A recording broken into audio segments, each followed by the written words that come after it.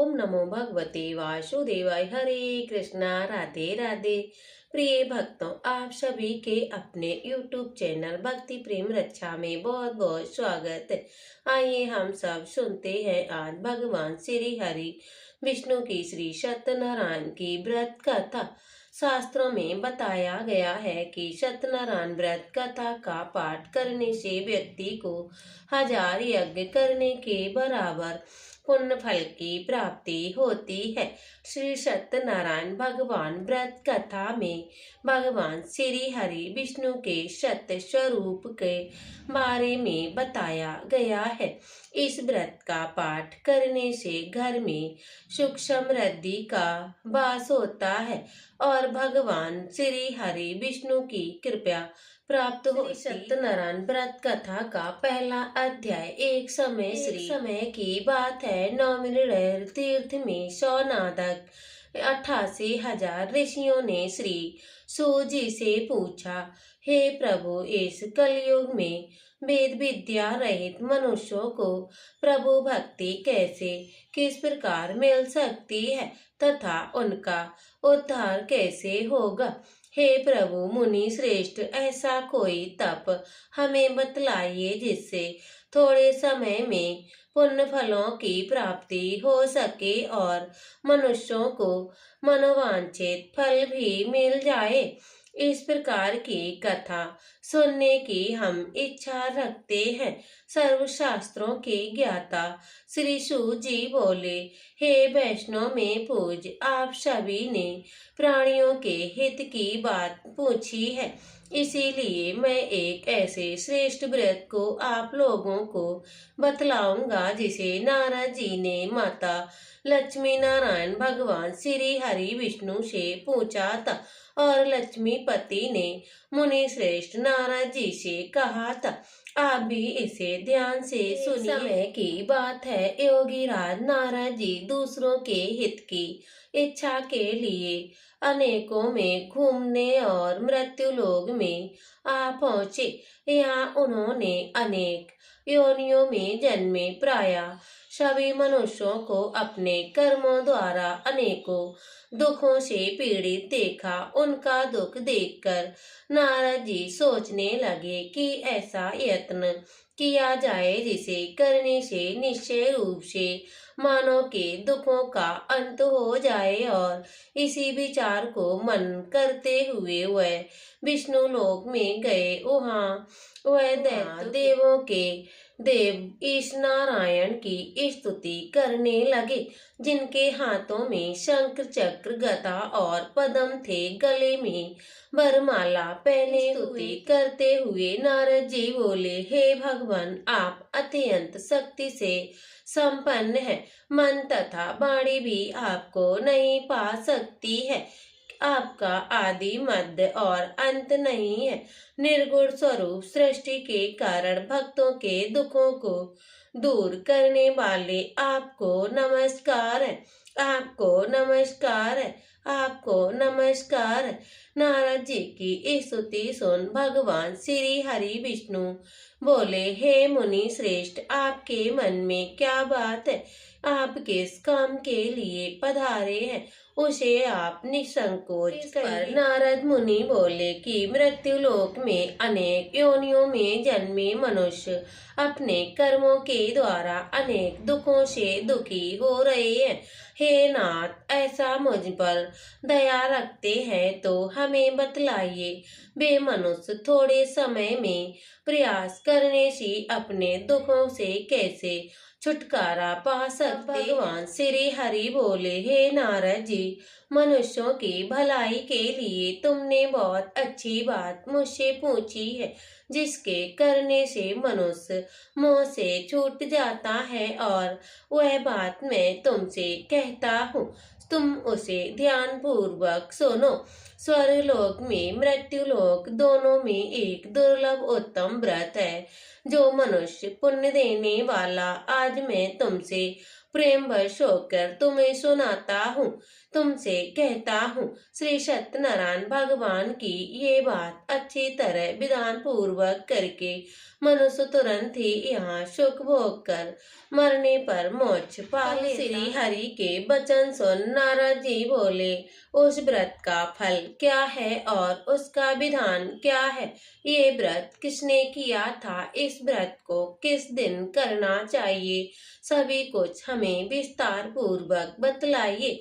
तब नारद जी की बात सुनकर भगवान श्री हरि बोले, दुख व शोक को दूर करने वाला, ये सभी स्थानों पर विजय दिलाने वाला, मानव को भक्ति एवं श्रद्धा के साथ शाम को श्री सत्यनारायण भगवान की पूजा धर्म परायण होकर ब्राह्मणों व बंधुओं के साथ करनी चाहिए और भक्ति भाव से नैवेद्य केले का फल, घी, दूध, घी और शक्कर, गेहूं का आटा सवाया लें। गेहूं के आटे पर साठी का आटा, शक्कर, गुड़ लेकर सभी भक्षण योग पदार्थों को मिलाकर भगवान का भोग लगाएं सहित बंधु बांधवों को भी भोजन कराएं। उसके बाद स्वयं भोजन करें। भजन कीर्तन के साथ भगवान की भक्ति में लीन हो जाएं।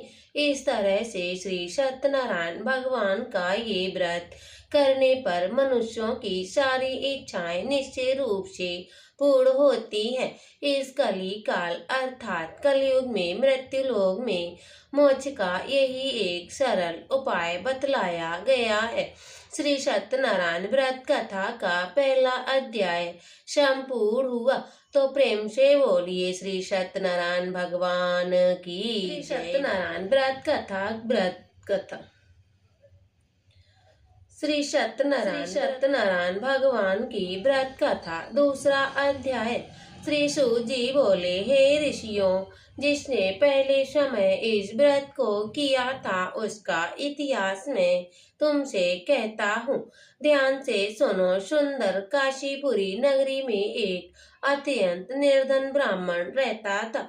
भूख प्यास से परेशान वह धरती पर घूमता रहता और ब्राह्मणों से प्रेम से करने वाला भगवान ने एक दिन ब्राह्मण का वेश धारण कर उसके पास जाकर पूछा, हे विप्रे, नित्य दुखी होकर तुम पृथ्वी पर क्यों घूमते हो? दीन ब्राह्मण बोला, मैं निर्धन ब्राह्मण हूँ, भिक्षा के लिए धरती पर घूमता हूँ।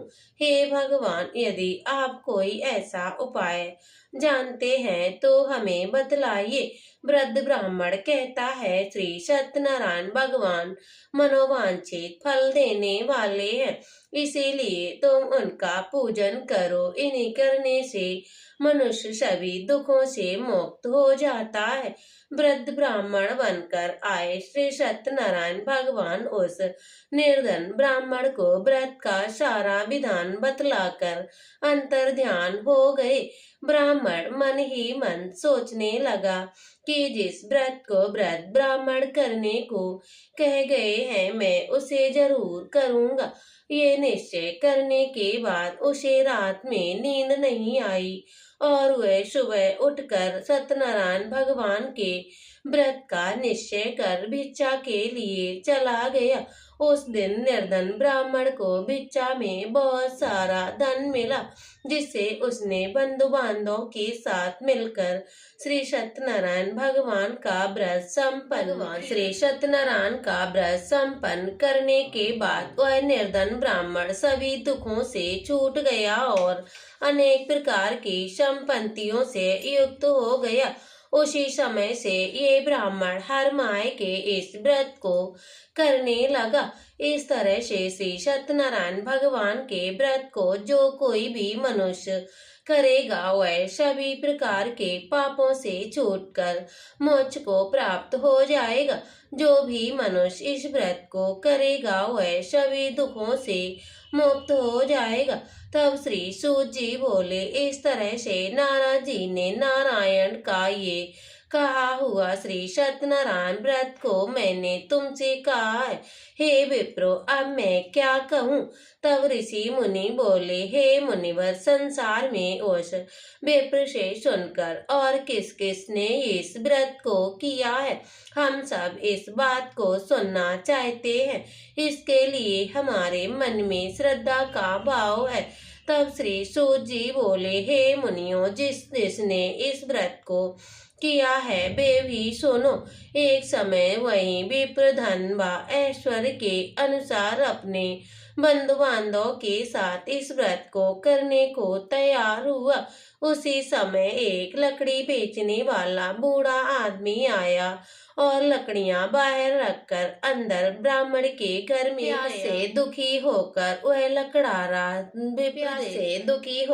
वह लकड़ारा उनको व्रत करते देख विप्र को नमस्कार करके पूछने लगा, आप ये क्या कर रहे हो। तब उन्होंने बतलाया, इस व्रत को कर रहा हूँ, इसे करने से क्या फल मिलता है और कृपया करके मुझे बतलाइए। तब वह ब्राह्मण कहने लगा, सभी मनोकामनाओं को पूर्ण करने वाला ये श्री सत्यनारायण भगवान का व्रत है। इनकी कृपा से मेरे घर में धन धान की वृद्धि हुई है। हे विप्र, इस सत्यनारायण व्रत के बारे में जानकर लकड़ारा बहुत प्रसन्न हुआ और चरणामृत लेकर वह प्रसाद खाने के बाद वह अपने घर गया। तब लकड़ारे ने अपने मन में संकल्प किया कि आज लकड़ी बेचने से जो धन मिलेगा उसे मैं श्री सत्यनारायण भगवान का व्रत करूं। इस विचार को लेकर बूढ़ा आदमी सिर पर लकड़ियां रखकर उस नगर में बेचने गया जहाँ धनी लोग ज्यादा रहते थे। उस नगर में उसे अपनी लकड़ियां का दाम पहले से 4 गुना अधिक मिला। बूढ़ा आदमी प्रसन्नता के साथ दाम लेकर केले, शक्कर, घी, दूध, दही और गेहूं का आटा लेकर और भगवान श्री सत्यनारायण भगवान के व्रत की अन्य सामग्रियों को लेकर वह अपने घर को आ गया। उसने अपने बंधु बांधवों को बुलाकर विधि विधान से श्री सत्यनारायण भगवान का पूजन व्रत किया। इसे व्रत के प्रभाव से वह बूढ़ा लकड़ारा धन पुत्र आदि से युक्त होकर संसार के समस्त सुखों को भोगकर अंत में वैकुंठ लोक में चला गया। भगवान श्री सत्यनारायण व्रत कथा दूसरा अध्याय संपूर्ण हुआ। तो प्रेम से बोलिए भगवान श्री सत्यनारायण की जय। सत्यनारायण व्रत की कथा तीसरा अध्याय। श्री सूत जी बोले, हे श्रेष्ठ मुनियों, अब आगे की कथा मैं कहता हूँ। पहले समय में उल्कापुल नामक में एक बुद्धिमान राजा राज्य करता था। वह सत्यवक्ता और जितेंद्रिय था। प्रतिदिन देवी स्थानों पर जाता और निर्धनों को धन देकर उनके कष्टों को दूर करता था। उनकी पत्नी भी समान मुख वाली और सती साध्वी थी।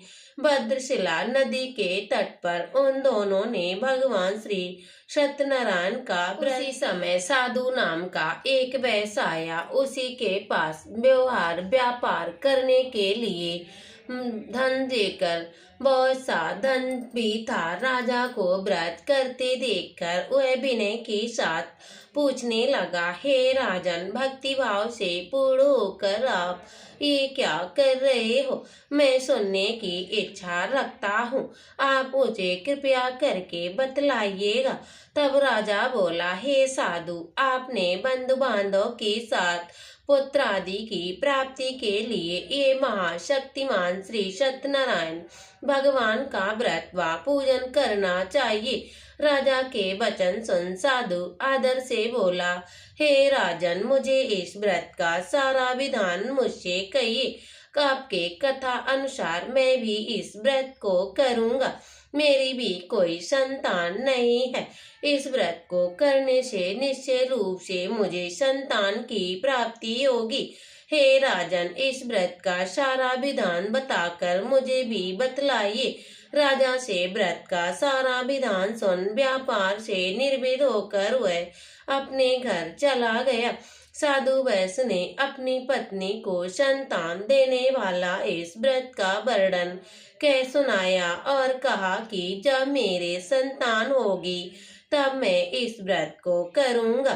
साधु ने इस तरह से वचन अपनी पत्नी लीलावती से कहे और एक दिन लीलावती पत्नी के साथ आनंदित हो सांसारिक धर्म में प्रवृत्ति होकर श्री सत्यनारायण भगवान की कृपया से गर्भवती हो गई और 10वें महीने में उसके गर्भ से एक सुंदर कन्या ने जन्म लिया। वह उसे कन्या बढ़ने पढ़ने लगी जैसे शुक्ल पक्ष का चंद्रमा बढ़ता है। माता पिता ने अपनी कन्या का नाम लीलावती, माता पिता ने अपनी पुत्री का नाम कलावती रख दिया।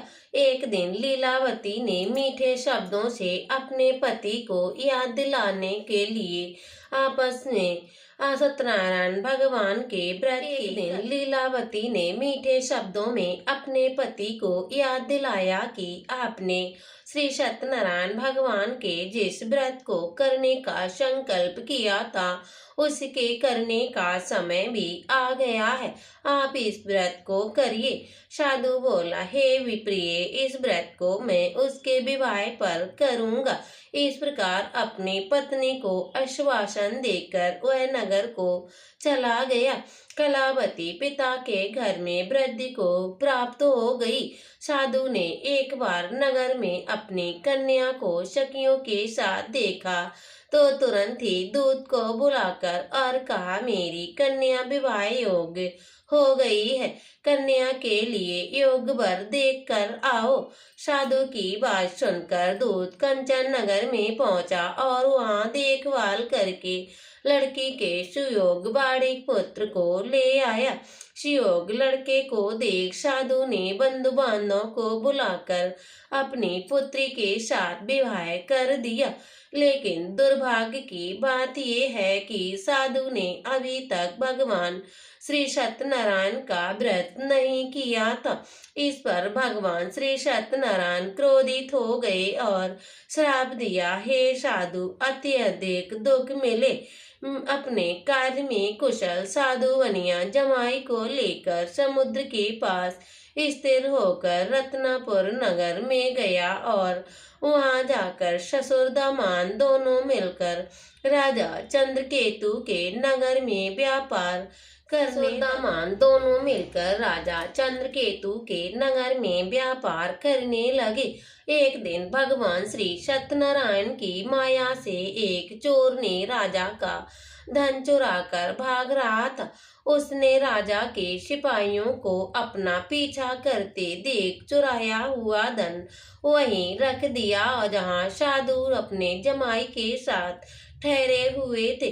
राजा के सिपाहियों ने साधु वैश्य के पास राजा का धन पड़ा देखा तो ससुर जमाई दोनों को बांधकर प्रसन्नता के साथ राजा के पास ले गए और कहा, हे राजन, उन दोनों चोरों को हम पकड़ कर ले आए हैं, आप आगे की कार्रवाई कीजिए। राजा की आज्ञा से उन दोनों को कठिन कारावास में डाल दिया और उनका सारा धन भी छीन लिया। श्री सत्यनारायण भगवान से श्राप से साधु की पत्नी भी बहुत दुखी हुई और घर में जो धन जमा था उसे चोर चुरा कर ले गए। शारीरिक और मानसिक पीड़ा व भूख प्यास से अति दुखी होकर अन्न की चिंता में कलावती के ब्राह्मण के घर गई। वहां उसने भगवान श्री सत्यनारायण का व्रत होते देखा, फिर कथा भी सुनी। वह प्रसाद ग्रहण कर रात को घर वापस आई। माता के कलावती से पूछा। तब माता ने कलावती से पूछा, हे पुत्री, अब तुम कहाँ गई थी, तेरे मन में क्या चल रहा है? तब कलावती अपनी माता से कहा, हे माता, मैंने एक ब्राह्मण के घर में श्री सत्यनारायण भगवान का व्रत करते हुए देखा है। बदकन्या के वचन सुन लीलावती भगवान के पूजन की तैयारी करने लगी। तब लीलावती ने परिवार व बंधु बांधव के साथ श्री सत्यनारायण भगवान का व्रत व पूजन और उनसे वरदान मांगा। हे भगवान जी, मेरे पति और जमाई शीघ्र घर आ जाएं। साथ ही ये भी प्रार्थना की कि हम सभी का अपराध क्षमा करें। श्री सत्यनारायण भगवान के इस व्रत से संतुष्ट हो गए और राजा चंद्रकेतु को सपने में दर्शन देकर कहा, हे राजन, तुम उन दोनों वैश्यों को छोड़ दो और तुम्हारा धन उसे उसने नहीं चुराया है। जो भी धन उनका लिया है उसे वापस कर दो। ऐसा नहीं किया गया तो मैं तुम्हारा धन राज सब संतान सबको नष्ट कर दूंगा। राजा को ये सब कहकर वह अंतर ध्यान हो गए। प्रातःकाल सभा में राजा ने अपना सपना सुनाया। फिर बोले कि बाड़े पुत्रों को कैद से मुक्त कर सभा में लाओ। दोनों को आते ही राजा को प्रणाम किया और राजा मीठी बाड़ी से बोला, हे महान भावो, भाग्यवश ऐसा कठिन दुख तुम्हें प्राप्त हुआ है, लेकिन अब तुम्हें कोई भय नहीं है। ऐसा कहकर राजा ने उन दोनों को नए वस्त्र आभूषण भी पहनाए और जितना धन चुराया था उससे 2 गुना धन वापस कर दिया। दोनों वैश्य अपने घर को सत्यनारायण व्रत कथा 3रा अध्याय संपूर्ण हुआ। तो प्रेम से बोलिए भगवान श्री सत्यनारायण की जय हो। श्री सत्यनारायण भगवान व्रत कथा 4था अध्याय। श्री सूत जी बोले, वैश्य में मंगलाचार कर अपनी यात्रा आरंभ की और अपने नगर की ओर चल दिए। उनके थोड़ी दूर जाने पर एक दंडी भेषधारी श्री सत्यनारायण भगवान ने उनसे पूछा, हे साधु, तेरी इस नाव में क्या है? अभी बाड़ी बाड़े हंसता हुआ बोला, हे दंडी, क्यों आप पूछ रहे हो? क्या धन लेने की इच्छा है? मेरी नाव में तो बेल और पत्ते भरे हुए हैं। वैश्य के कठोर वचन सुनकर भगवान बोले, तुम्हारा वचन सत्य। दंडी के ऐसे वचन को सुनकर वह दूर चले गए। कुछ दूर जाकर समुद्र के किनारे बैठ गए।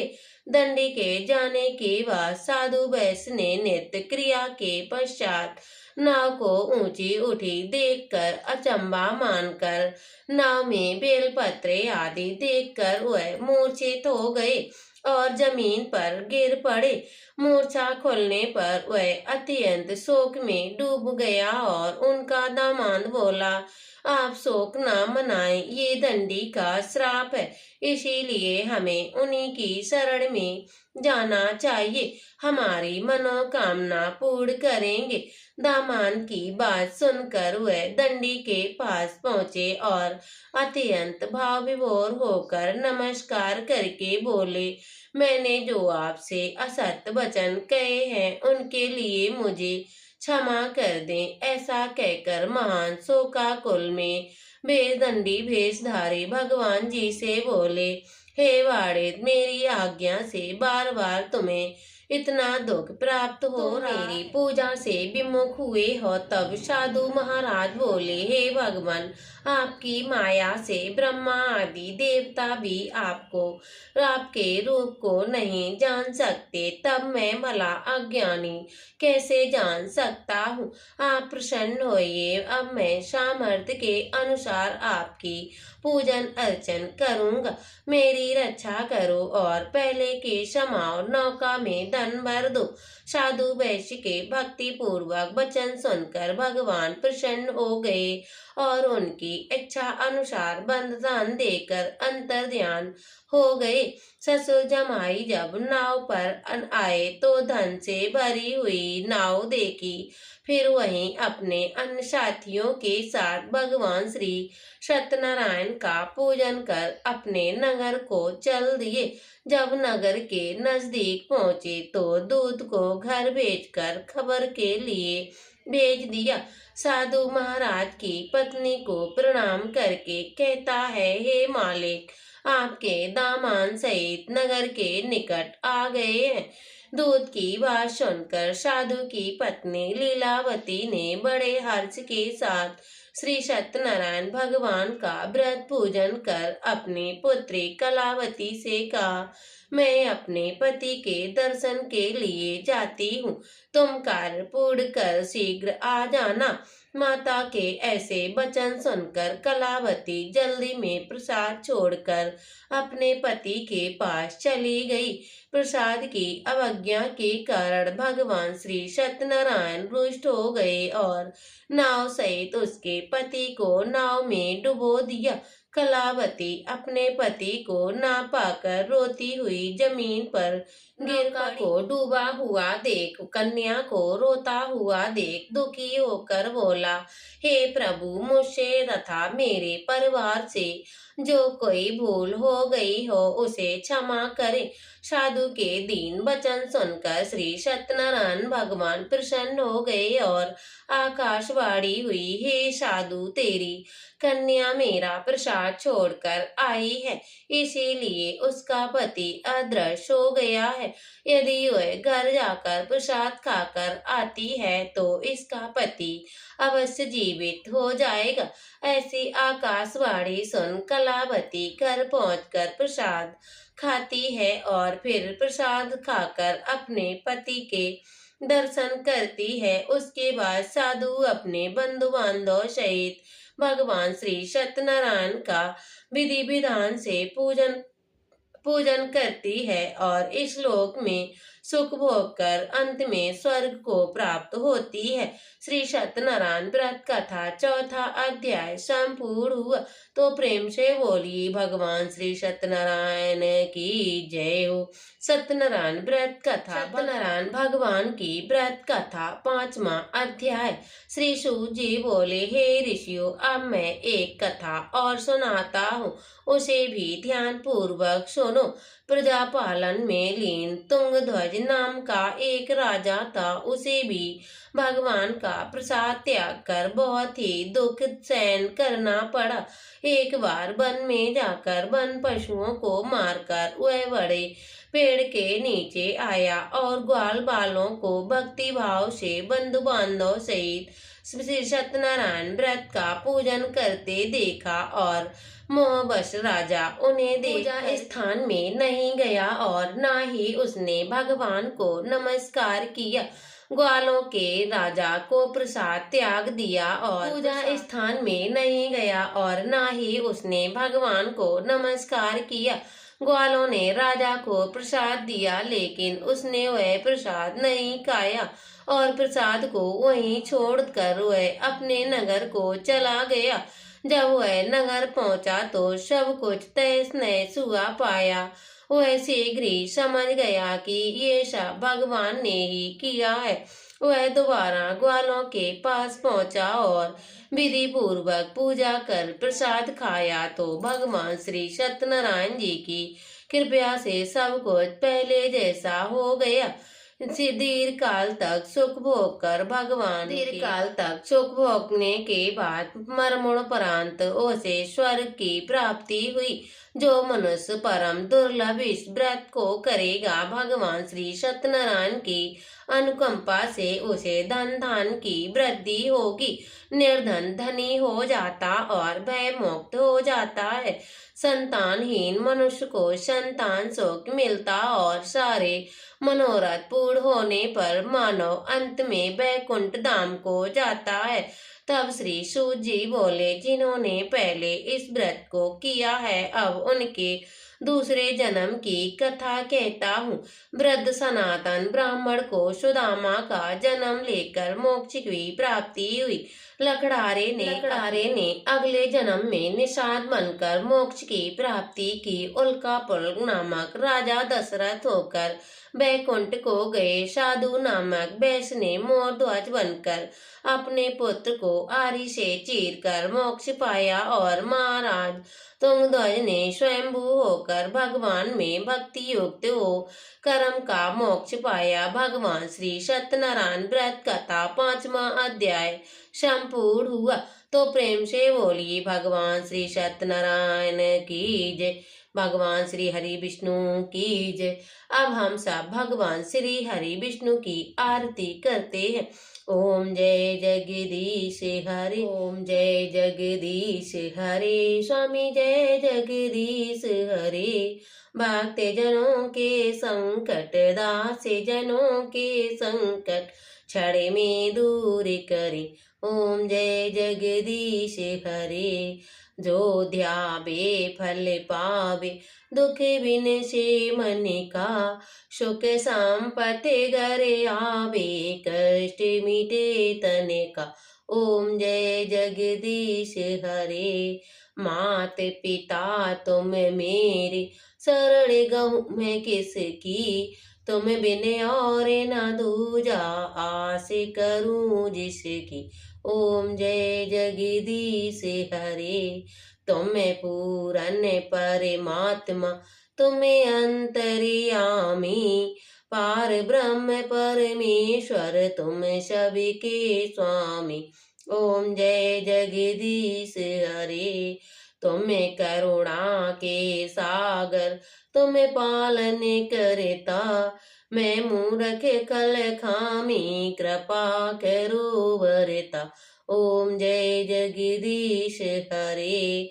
तुम हो एक अगोचर, सबके प्राणपति, किस विध मिलूं दया में, तुमको मैं कुमति। ओम जय जगदीश हरे। दीन बंधु दुख हरता, तुम रक्षक मेरे, अपने हाथ उठाओ, अपनी शरण लगाओ, द्वार पड़ी तेरे। ओम जय जगदीश हरे।